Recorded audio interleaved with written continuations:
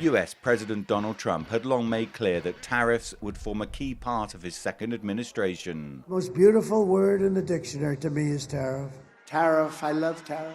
Within weeks of taking office, Trump announced tariffs on Canada, Mexico and China, citing illegal migration and drug trafficking, specifically fentanyl, as the reason. Throughout March, the president refined the particulars, but by month's end, tariffs were in place on products from all three countries. My fellow Americans, this is Liberation Day. And then, on April 2nd, came Trump's so-called Liberation Day, a baseline 10% tariff on all imports into the US, with higher tariffs for many countries. Although tariffs were later reduced to the baseline 10% for most countries, US tariffs on China were increased to 145%. The aim, according to Trump, eliminating trade deficits and bringing manufacturing and jobs back to the US.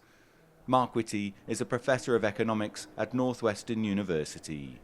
The notion that we'd eliminate all these bilateral trade deficits seems strange. It's like a company expecting that all of its suppliers also buy from it, and in equal proportion. I mean, that's just not the way things work. I mean, we all run trade deficits with our local supermarket, and they don't buy anything from us, and they're not ripping us off. They're getting us the things we want. Canada and China responded by imposing retaliatory tariffs. For China, that includes tariffs on agricultural products. John Kiefner is a third-generation farmer in Illinois. He remembers the US-China trade war during Trump's first term. Back in 2018, US agriculture lost around $27 billion worth of China trade, mostly on soybeans. I think most farmers are just taking the attitude like, here we go again, hang on, because we don't know what's going to happen. It's just going to be a wild ride.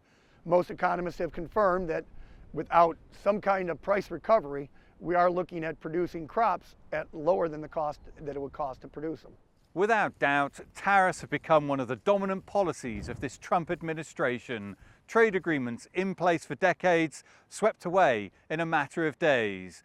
But questions remain as to just how effective this direction will ultimately prove to be for Washington. The impacts are already being felt.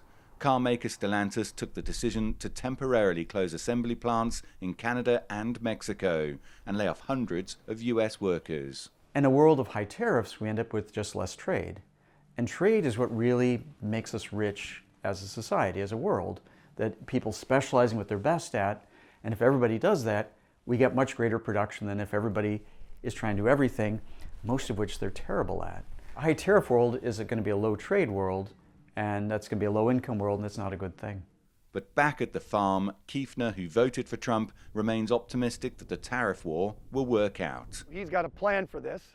Whether or not I understand the whole plan, whether or not he's ever going to explain the whole plan to us, I'm just going to have to bite my lip and figure that the short-term pain hopefully will be eventually a long-term gain. Trump says that more than 70 countries have reached out to negotiate new trade deals since the tariffs were announced. But for now, across the world, in almost every industry, there is uncertainty and concern. Dan Williams, CGTN, Manhattan, Illinois.